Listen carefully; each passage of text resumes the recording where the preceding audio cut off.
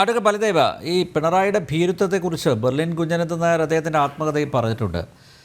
ഇനി പോലീസിനെ ഭയന്നിട്ടാണോ ഇദ്ദേഹം അവരെ സംരക്ഷിക്കുന്നത്? ഇത്രയും വൃത്തികേടുകൾ കാണിച്ച് കൂട്ടിയിട്ടും. കാരണം പോലീസില്ലാതെ അദ്ദേഹത്തിന് സഞ്ചരിക്കാൻ പറ്റില്ല.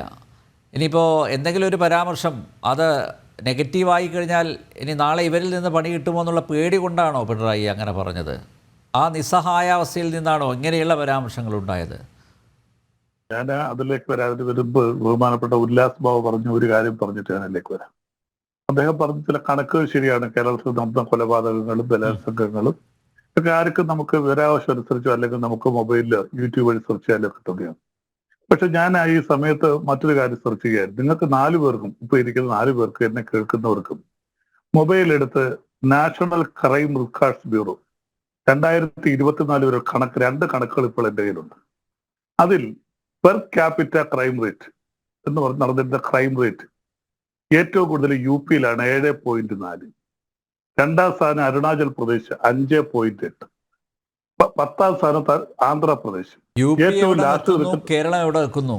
ഞാൻ പറയട്ടെ വലിപ്പം അനുസരിച്ചല്ല ക്രൈം കൂടും. അപ്പൊ 7.4. അപ്പൊ കേരളത്തിൽ 10 കടന്നാൽ അവിടെ ജനസംഖ്യക്ക് അനുസരിച്ച് പെർസെന്റേജ് നമ്പ്യാരെ ഞാനീ പറയുന്നത് കാര്യമുണ്ടോ?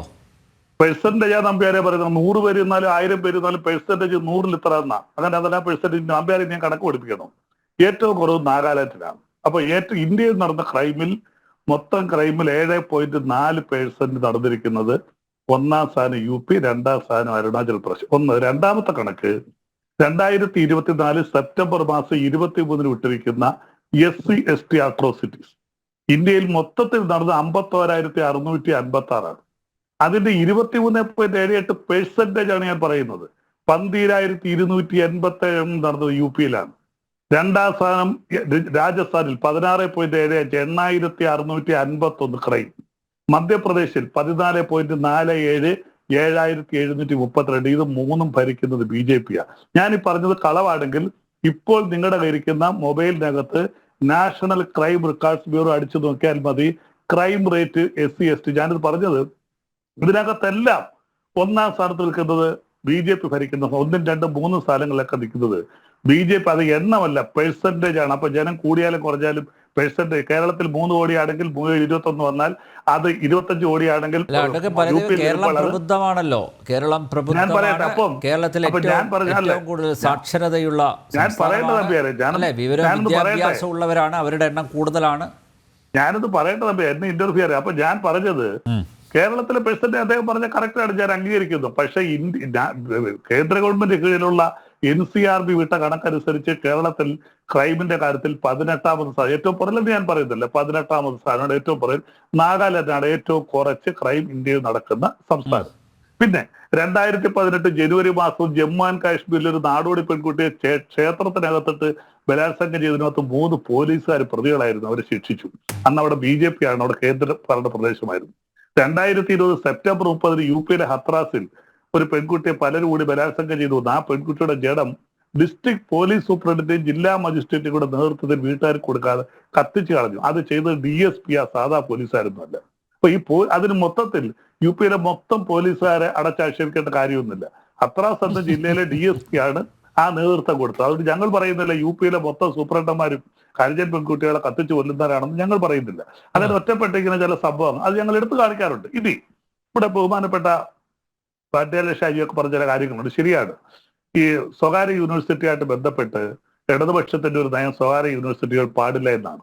നമ്മൾ തന്നെ പല ചർച്ചകളിലും പറഞ്ഞിട്ടുണ്ട്. കേരളത്തിൽ നിന്ന് വളരെയധികം വിദ്യാർത്ഥികൾ, അത് കേരളത്തിൽ അതിനകത്ത് 8ാം സ്ഥാനം മാത്രമേ ഉള്ളൂ, മറ്റു സംസ്ഥാനം ഇരിക്കട്ടെ, മറ്റ് സംസ്ഥാനങ്ങളിൽ പോകുന്നു, വിദേശങ്ങളിലേക്ക് പോകുന്ന കാര്യത്തെ നമ്മൾ പറയുന്നത്. ഇവിടെ അന്തർദേശീയ നിലവാരത്തിലുള്ള വിദ്യാഭ്യാസ സ്ഥാപനങ്ങൾ വളരെ കുറവാണ്. അപ്പോൾ അന്തർദേശീയ നിലവാരത്തിലുള്ള വിദ്യാഭ്യാസ സ്ഥാപനങ്ങൾ വേണം. ശരിയാണ്, പണ്ട് എതിർത്തിട്ടുണ്ടാകാം. അത് കാലാനുസൃതമായിട്ട് മാറ്റങ്ങൾ ഉണ്ടാകണം. നയപരമായ അത് പോളിസി ചേഞ്ചസ് ആണ്.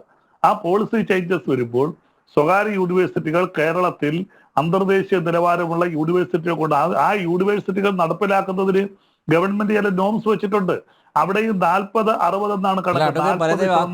രക്തസാക്ഷികളുടെ കുടുംബത്തോട് എന്ത് പറയും? പുഷ്പന്റെ കുടുംബത്തോട് ഞാൻ പറഞ്ഞല്ലോ, ഞാൻ തുടക്കത്തിൽ പറഞ്ഞല്ലോ നമ്പ്യാരെ, അതായത് പറയും ഞാൻ പറയട്ടെ, ഞാൻ അഡ്മിറ്റ് ചെയ്തുകൊണ്ടല്ലേ പറയുന്നത്. ഇടതുപക്ഷത്തിന്റെ നയം സ്വകാര്യ സർവകലാശാലകളും സാക്ഷര മേഖലയിൽ വിദ്യാഭ്യാസ സ്ഥാപനങ്ങൾ പാടില്ല എന്നായിരുന്നു.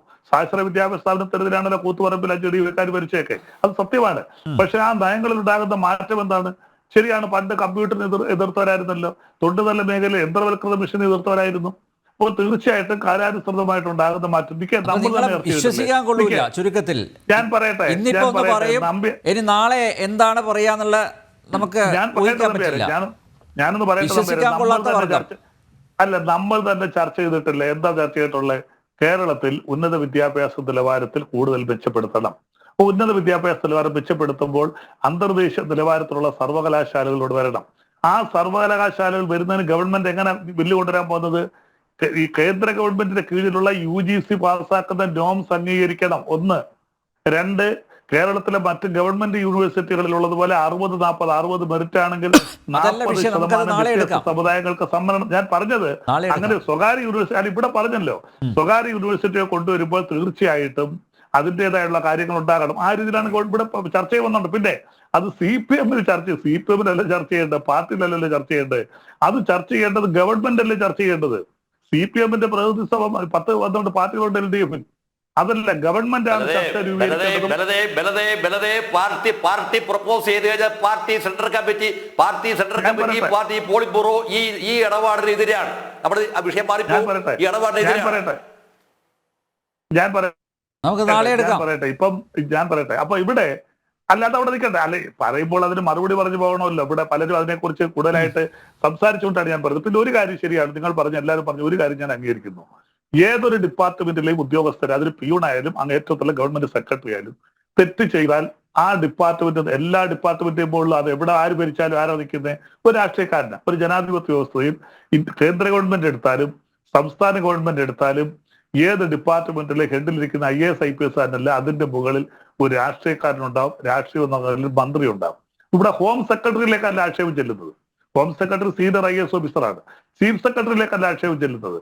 ഒരു ഹോം ഡിപ്പാർട്ട്മെന്റിൽ ഒരു പോലീസ് ഉദ്യോഗസ്ഥൻ തെറ്റ് കാണിച്ചാൽ തീർച്ചയായിട്ടും അതിന് മറുപടി പറയേണ്ടത് ഹോം വകുപ്പ് കൈകാര്യം ചെയ്യുന്ന മുഖ്യമന്ത്രി തന്നെയാണ്. അതിനകത്ത് യാതൊരു തർക്കവുമില്ല.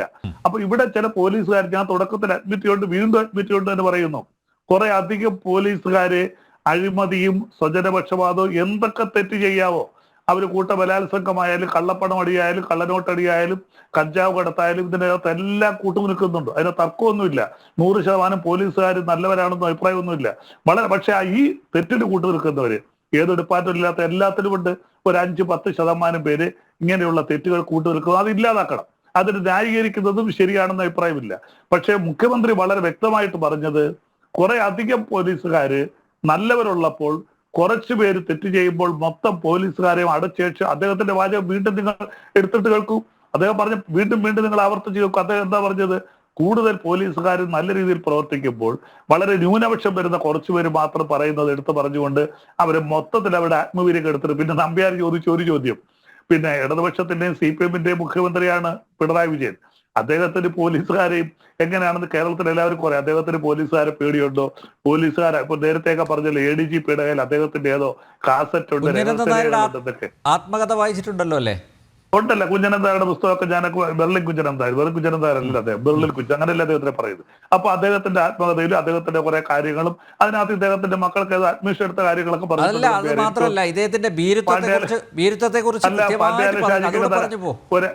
അഡ്മിഷൻ എടുത്ത കാര്യം, അഡ്മിഷനൊക്കെ എടുത്ത കാര്യമൊക്കെ പറഞ്ഞു. അത് ഒരു ആത്മകഥ ഒരാൾ എഴുതുമ്പോൾ, ഒരു പുസ്തകം ഒരാൾ ഒരു വ്യക്തിയുടെ കാഴ്ചപ്പാടാണ്. അങ്ങനെയല്ലല്ലോ ഒരു സമൂഹം ഒരു വ്യക്തിയെ കാണുന്നത്. ഞാൻ നാളെ അനിൽ നമ്പ്യാരെ കുറിച്ച് എഴുതി അല്ലെങ്കിൽ ഒരു കാര്യം എഴുതിയാൽ എന്റെ കാഴ്ചപ്പാടായിരിക്കത്തില്ല ബഹുമാനപ്പെട്ട പാണ്ഡ്യാല ഷാജിക്ക്. ആ കാഴ്ചപ്പാടായിരിക്കത്തെ ഉല്ലാസ് ബാബു അനിൽ നമ്പ്യാരെ കുറിച്ച്. ഒരു വ്യക്തിയുടെ കാഴ്ചപ്പാട് എടുത്ത് പോയിച്ച് കാണിച്ചിട്ട് ഇതാണ് ആ വ്യക്തി എന്ന് പറഞ്ഞാൽ അത് തെറ്റല്ല. അത് തെറ്റാണോ? ഒരിക്കലും അത് ശരിയല്ലത്. ഒരു പൊടിക്കുഞ്ഞ് ചന്ദ്രനെ നോക്കിയിട്ടില്ല കാണുന്നത് ഒരു നക്ഷത്രം എനിക്ക് പിടിച്ചു തരുമെന്ന് ചോദിക്കുന്നത് പോലെയുള്ള ഓരോ വ്യക്തിക്ക് ഓരോ കാഴ്ചപ്പാടാണ്. അത് ബെർലിന്റെ കാഴ്ചപ്പാടാണ് അദ്ദേഹം പറഞ്ഞിരിക്കുന്നത്. അത് ശരിയാണോ തെറ്റാണോ എന്ന് നമുക്ക് ആർക്കെങ്കിലും നെഞ്ചത്ത് കൈവച്ചുകൊണ്ട് അറിയാൻ പറ്റുമോ? ബെർലിൻ കുഞ്ഞനന്താരുടെ പുസ്തകം എഴുതിക്കുന്ന കാര്യങ്ങളൊക്കെ ശരിയാണെന്ന് ആർക്കും പറയാൻ പിണറായി വിജയന്റെ പറ്റില്ല. ഒരുപക്ഷെ അയൽവാസിയായ പാണ്ഡ്യാല ഷാജിക്ക് നന്നായിട്ട് അറിയാം. എപ്പ തൊട്ട് പറയട്ടെ, ഞാൻ അദ്ദേഹം പറഞ്ഞൊക്കെ വളരെ ആസ്വദിച്ച് കേട്ടോണ്ടിരിക്കുകയാണ്. ശ്രീമാൻ പാണ്ഡ്യാല ഷാജി വരുന്ന ചർച്ചകളിൽ അദ്ദേഹം പറയുന്നത് വളരെ ആസ്വദിച്ച് കേൾക്കുന്ന ഒരാളാണ് ഞാൻ. അദ്ദേഹം പറഞ്ഞ കാര്യം, പഴയ കാര്യങ്ങൾ, നമുക്ക് അറിഞ്ഞുകൂടാത്ത കുറെ കാര്യങ്ങൾ, കുറച്ച് ശരിയും അല്പം തെറ്റും കുറച്ച് പൊടിയും തൊങ്ങലും ഒക്കെ ഇതിനകത്തുണ്ടാവും. അതൊക്കെ അറിഞ്ഞുകൊണ്ട് കേട്ട് ഇല്ല, പൊടി തൊങ്ങലൊന്നുമില്ല, അതില്ല. അതൊക്കെ ഉണ്ടാകുമല്ലോ, സ്വാഭാവികമല്ലേ. അദ്ദേഹത്തിന് കുറച്ച് ഭാഷ അല്ല, ശ്രീ പാണ്ഡ്യാല ഷാജിക്ക് കുറെ ഭാഷാ നൈപുണ്യമുള്ള ആളാണ്.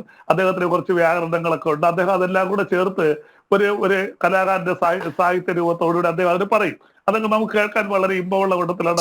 ഞാൻ ഇതിലൊന്നുമല്ല, അതിന് തർക്കമില്ല നമുക്ക്. ശരി.